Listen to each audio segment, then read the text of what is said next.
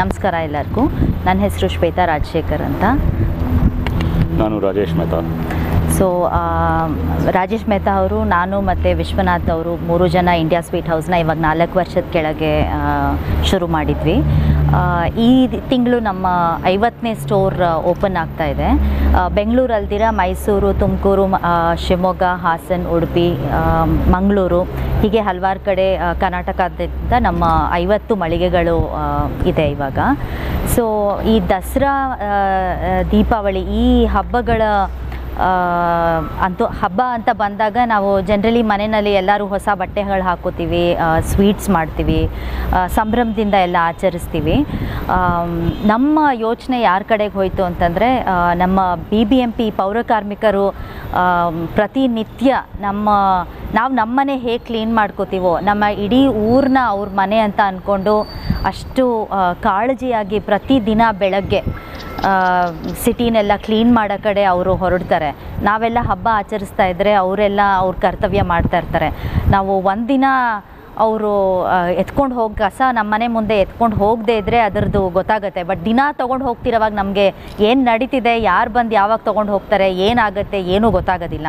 So ಈ ಸತಿ ನಾವು ಏನು ಯೋಚನೆ ಮಾಡಿದ್ವಿ ಅಂದರೆ, ನಾವೆಲ್ಲ ಸಂಭ್ರಮದಿಂದ ಆಚರಿಸ್ತಿರುವಾಗ ನಮ್ಮ ಕೈಲಾಗಿದ್ದು ಅವ್ರ ಜೀವನ ಕೂಡ ನಾವು ಎಷ್ಟು ಸ್ವೀಟ್ ಮಾಡ್ಬೋದು, ಅವ್ರಿಗೆ ಒಂದು ರೆಸ್ಪೆಕ್ಟ್ ತೋರಿಸ್ಬೇಕು ನಾವು ನಮ್ಮ ಕಡೆಯಿಂದ ಆ್ಯಸ್ ಅ ಕಂಪ್ನಿಯಿಂದ ಅಂತ ಯೋಚನೆ ಮಾಡಿ ಇವರೆಲ್ಲರಿಗೆ ನಾವು ಒಂದೊಂದು ಸ್ವೀಟ್ ಡಬ್ಬ ಮತ್ತು ಒಂದು ಕ್ಯಾಪ್ ಕೊಡೋ ಒಂದು ಉದ್ದೇಶ ಇಟ್ಕೊಂಡು ಇದನ್ನು ಮಾಡ್ತಾಯಿದ್ದೀವಿ. ಈ ಐಡಿಯಾನ ನಾವು ನಮ್ಮ ಕಮಿಷನರ್ ಅವ್ರ ಹತ್ರ ಹೇಳಿದಾಗ ತುಂಬ ಸಂತೋಷಪಟ್ಟರು. ದಟ್ ನಮ್ಮ ದೇಶದ, ನಮ್ಮ ನಾಡಿನ ಹೀರೋಗಳನ್ನ ನಾವು ಗೌರವ ಕೊಡ್ತಾಯಿದ್ದೀವಿ ಅಂದಾಗ ಅವರು ಇದನ್ನು ಒಳ್ಳೆ ಇನಿಷಿಯೇಟಿವ್ ಅಂತ ಹೇಳಿದ್ರು. ನಿಮ್ಮ ಥರ ಸುಮಾರು ಜನ ಇದನ್ನು ಮಾಡಿದ್ರೆ, ನಮ್ಮ ಪೊಲೀಸ್ ಅವರಿರ್ಬೋದು ಅಥವಾ ನಾವು ನೋಡದೇ ಇರೋ ಹೀರೋಗಳು ಇವರೆಲ್ಲ ಪ್ರತಿನಿತ್ಯ ನಮ್ಮ ಸಿಟಿನ ಕ್ಲೀನ್ ಮಾಡೋರು. ಸೊ ನಮಗೆ ಆ್ಯಕ್ಚುಲಿ ಆ ಸಿಟಿಸನ್ಸ್ ನಮಗೆ ಕೊಟ್ಟಿರೋದು 3 ಕರ್ತವ್ಯ: ವೇಸ್ಟ್ ಸೆಗ್ರಿಗೇಟ್ ಮಾಡಿ, ಟ್ರಾಫಿಕ್ ರೂಲ್ಸ್ ಫಾಲೋ ಮಾಡಿ, ಮತ್ತು ನೀರನ್ನ ಮಿತವಾಗಿ ಬಳಸಿ ಅಂತ. ಬಟ್ ನಾವು ಮಾಡದೇ ಇರೋದನ್ನ ಎಲ್ಲದನ್ನು ನೋಡ್ಕೊಂಡು ಅವ್ರುಗಳು ಮಾಡ್ತಾರೆ. ನಮ್ಮ ಕರ್ತವ್ಯ ಅಟ್ಲೀಸ್ಟ್ ಹೀಗಾದರೂ ನಾವು ಅವರನ್ನು ಗೌರವ ತೋರಿಸ್ಬೇಕು ಅಂತ ಹೇಳಿ ನಾವು ಈ ಇನಿಷಿಯೇಟಿವ್ನ ತೊಗೊಂಡಿದ್ದೀವಿ. ನೀವೆಲ್ಲ ಇದಕ್ಕೆ ಬಂದು ಸಪೋರ್ಟ್ ಮಾಡ್ತಾ ಇದ್ದೀರಾ. ಇದನ್ನು ನಿಮ್ಮ ಮೀಡಿಯಾದಲ್ಲಿ ಕವರೇಜ್ ಮಾಡಿ ಇನ್ನೆಷ್ಟು ಹೆಚ್ಚು ಜನ ನಮ್ಮ ದೇಶದ ಹೀರೋಗಳಿಗೆ ಒಂದು ಸನ್ಮಾನ ಮಾಡಲಿ ಅಂತ ಯೋಚನೆ ಮಾಡಿ ಈ ಕಾರ್ಯಕ್ರಮ ಇವತ್ತು ಇಟ್ಕೊಂಡಿದ್ದೀವಿ. ಥ್ಯಾಂಕ್ ಯು ಎಲ್ಲರಿಗೂ ಬಂದಿದ್ದಕ್ಕೆ. ಎಷ್ಟೊಂದು ಕಸ ಎಲ್ಲ ಕಡೆ ಗೂಡಿರುತ್ತೆ. ನಾವು ಹೇಳ್ತೀವಿ ಯಾರು ಕ್ಲೀನ್ ಮಾಡಲ್ಲ, ಇದು ಮಾಡಲ್ಲ, ಅದು ಮಾಡಲ್ಲ ಅಂತ. ಆದರೆ ದಿನ ನಾವು 5 ಗಂಟೆ ಬೆಳಿಗ್ಗೆ ಎದ್ದು ಹೋದ್ರೂ ಅವನ್ನ ನೋಡ್ತೀವಿ. ಕಸ ಎತ್ತೋದು, ಕ್ಲೀನ್ ಮಾಡೋದು, ಎಲ್ಲರದು. ನಮ್ಮ ಸಿಟಿಸನ್ಸು ಸಿಂಪಲ್ ರೂಲ್ಸ್ ಫಾಲೋ ಮಾಡಲ್ಲ, ಎಲ್ಲ ಕಡೆ ಬಿಸಾಕ್ತಾರೆ. ಅವರೆಲ್ಲ ಸೆಗ್ರಿಗೇಟ್ ಮಾಡ್ತಾರೆ. ಇದೇ ಥರ ಹೇಳಿದಂಗೆ ಪೊಲೀಸವರಾಗಲಿ, ನಮ್ಮ ಸ್ವಚ್ಛ ಕಾರ್ಮಿಕರುಗಳಾಗಲಿ, ಬೇರೆ ಡಿಪಾರ್ಟ್ಮೆಂಟ್ಸ್ಗಳಾಗಲಿ, ನಾವು ಯಾವತ್ತೂ ಅವನ್ನ ಗೌರವ ಕೊಡಲ್ಲ, ಅವ್ರನ್ನ ಥ್ಯಾಂಕ್ ಯು ಹೇಳಲ್ಲ. ಇದು ನಮ್ಮ ಕಡೆಯಿಂದ ಒಂದು ಸಿಂಪಲ್ ವೇ ಥ್ಯಾಂಕ್ ಯು ಹೇಳಲಿಕ್ಕೆ. ಒಂದೇ ವರ್ಷದಲ್ಲಿ ಎಲ್ಲ ಕವರ್ ಮಾಡೋಕ್ಕಾಗಲ್ಲ. ಈ ವರ್ಷ ಪೌರಕಾರ್ಮಿಕರು ಮಾಡ್ತೀವಿ, ದೇವರ ದಾರಿ ತೋರಿಸಿದ್ರೆ ನೆಕ್ಸ್ಟ್ ಇಯರ್ ಬೇರೆಯವ್ರಿಗೆ ಏನೋ ಮಾಡ್ತೀವಿ. ಇದೇ ಥರ ಪ್ರತಿ ಒಂದು ವರ್ಷ ಯಾರನ್ನು ನಾವು ಲೈಟಾಗಿ ತೊಗೊಳ್ತೀವಿ, ಆದರೆ ಅವ್ರ ಕೆಲಸ ಇಲ್ಲದೆ ನಮ್ಮ ಕತೆ ಏನಾಗುತ್ತೆ ನಮ್ಮ ಅನುಭವಿಸಲ್ಲ ಅದನ್ನು. ಸೊ ಅವ್ರಿಗೆ ಥ್ಯಾಂಕ್ ಯು ಹೇಳೋಕ್ಕೆ ಇದು ಒಂದು ಸ್ಟಾರ್ಟ್ ಆಗಿದೆ. ಎಲ್ರಿಗೂ ನಮಸ್ಕಾರ. ಇವತ್ತು ಭಾಳ ಖುಷಿ ಕೊಡ್ತಕ್ಕಂಥ ದಿನ ಇವತ್ತು. ಯಾಕೆ ಅಂದರೆ ನಾವು ಪೌರಕಾರ್ಮಿಕರ ಸೇವೆ ಏನಿದೆ ಈ ಸಮಾಜಕ್ಕೆ, ಆ ಸೇವೆಯನ್ನು ಸಂಭ್ರಮಿಸುವಂಥ ದಿನ ಇವತ್ತು. ಸಂಪ್ರದಾಯಗಳನ್ನು ಸಿಹಿಯಾಗಿಸೋಣ ಅನ್ನೋದು ನಮ್ಮ ಉದ್ದೇಶ. ಹಾಗಾಗಿ ಇವತ್ತು ನಮ್ಮ ದಸರಾ ಹಬ್ಬದ ಪ್ರಯುಕ್ತ ನಮ್ಮ ನಾಡಿನಲ್ಲಿ ಸ್ವಚ್ಛತೆಗಾಗಿ ಹಗಲು ರಾತ್ರಿ ದುಡಿತಾ ಇರ್ತಕ್ಕಂಥ ಪೌರಕಾರ್ಮಿಕರನ್ನು ನಾವು ಸಂಭ್ರಮಿಸಬೇಕು ಅನ್ನೋದು ನಮ್ಮ ಉದ್ದೇಶ. ನೋಡಿ, ಪ್ರತಿಯೊಂದು ಗಣೇಶ ಹಬ್ಬ ಆಗ್ಬೋದು, ಅಥವಾ ದೀಪಾವಳಿ ಹಬ್ಬ ಆಗ್ಬೋದು, ಅಥವಾ ದಸರಾ ಹಬ್ಬ ಆಗ್ಬೋದು, ಈ ಹಬ್ಬದ ಆಚರಣೆ ಆದಮೇಲೆ ನಾವು ಯಾರೂ ತ್ಯಾಜ್ಯ ವಸ್ತುಗಳ ಬಗ್ಗೆ ಗಮನ ಕೊಡೋದೇ ಇಲ್ಲ. ನಾವು ನಮ್ಮ ಪಾಡಿಗೆ ನಾವು ಅದನ್ನೆಲ್ಲ ಬಿಸಾಕ್ಬಿಟ್ಟು ಹೋಗ್ತೀವಿ. ಆದರೆ ನಗರವನ್ನು ಸ್ವಚ್ಛವಾಗಿಡಬೇಕು ಅನ್ನೋ ಉದ್ದೇಶದಿಂದ ಈ ಹಬ್ಬ ಹರಿದಿನಗಳ ಮಾರನೇ ದಿವಸ ಈ ಪೌರಕಾರ್ಮಿಕರು ಪಡುವ ಕಷ್ಟ ಇದೆಯಲ್ಲ, ಸೇವೆ ಇದೆಯಲ್ಲ, ಅದನ್ನು ನಾವು ಪದಗಳಲ್ಲಿ ವರ್ಣಿಸೋದಕ್ಕಾಗೋದಿಲ್ಲ. ಅಂಥ ಒಂದು ಶ್ರಮಜೀವಿಗಳವರು. ಅವರಿರೋದಕ್ಕೇ ಅಷ್ಟು ಇಷ್ಟು ಸ್ವಚ್ಛತೆ ನಮ್ಮ ಊರಿನಲ್ಲಿ ನಾವು ಕಾಣ್ಬೋದು.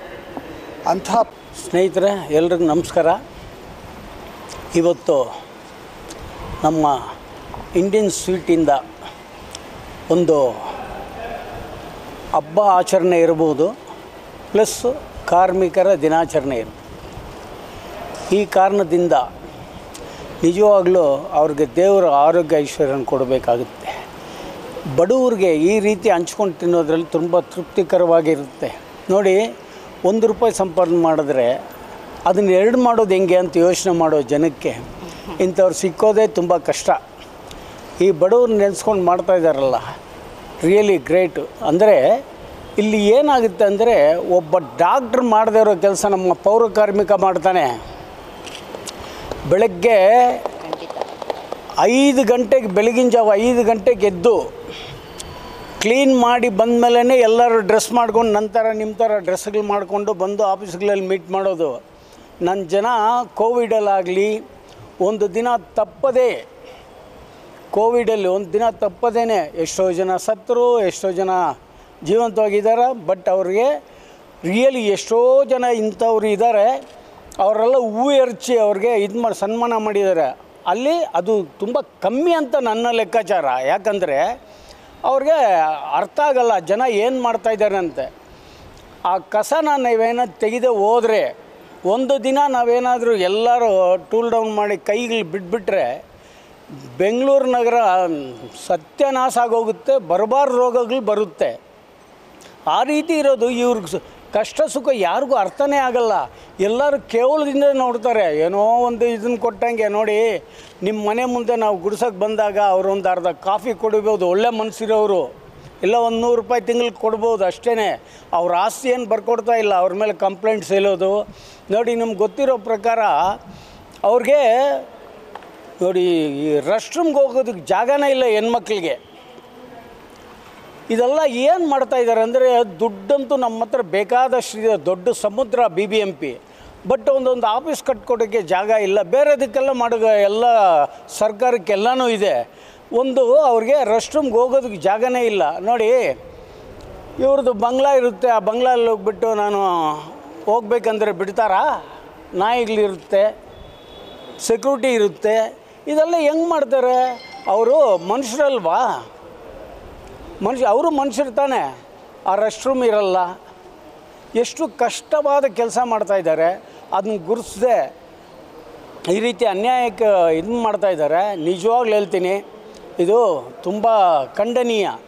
ಇದನ್ನು ಏನು ಮಾಡಬೇಕಂದ್ರೆ, ನಮಗೆ ಕೊಡೋ ಸೌಲಭ್ಯ ಎಷ್ಟು ಕೊಟ್ರೂ ಕಮ್ಮಿನೇ. ನೀವೆಷ್ಟೇ ಕೊಟ್ರೂ ಕಮ್ಮಿನೇ. ನೋಡಿ, ಈ ಲೋಡರ್ಸು, ಈ ಆಟೋ ಡ್ರೈವರ್ಸು, ಕ್ಲೀನರ್ಸು ಅವರೆಲ್ಲ ಎಷ್ಟು ಕಷ್ಟಪಡ್ತಾಯಿದ್ದಾರೆ ಗೊತ್ತಾ? ಮನೆಗೆ ಬೆಳಗ್ಗೆ ಹೋಗ್ಬಿಟ್ಟು ಕಸ ಕೇಳ್ತಾರೆ. ಅವ್ರು ಇಲ್ಲಿ ನೋಡಿ ಮೇಲ್ಗಡಂತ ದಪ್ಪ ಅಂತ ಹಾಕ್ತಾರೆ, ನಾವು ಹಿಡ್ಕೊಂಡು ಹೋಗ್ಬೇಕು.